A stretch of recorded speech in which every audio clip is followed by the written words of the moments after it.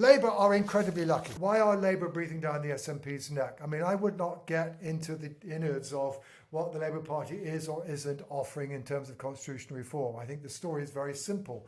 Part one of the story is Partygate. Part two of the story is Liz Truss. And part three of the story is the SNP leadership contest.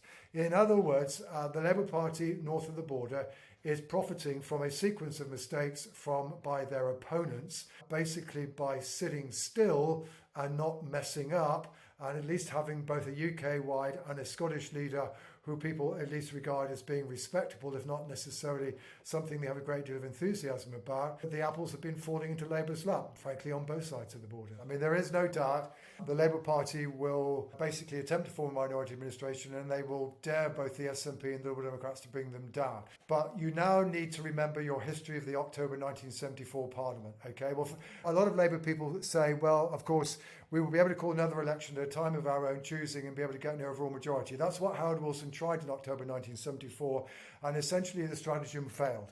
And by 1976, when John Stonehouse went for a rather long swim off a Florida beach, the Labour Party lost its majority.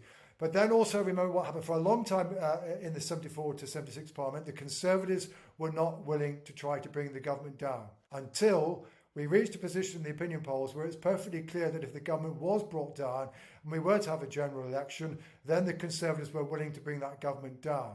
And that's the point at which the Labour Party was forced to negotiate with the Liberal Party, the Lib Pact. So the crucial thing is not necessarily what happens immediately after the election.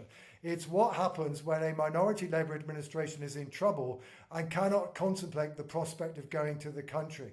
And then they will face, and it may be a fascinating choice. Do they do a deal with Liberal Democrats, which might mean proportional representation, because their price is also a very high price for Labour? Or is it to do a deal with the SNP over independence? And that's the point at which the pressure would exist. It's not immediately after the election. It's if that minority administration gets into trouble such that going into the country is no longer an option.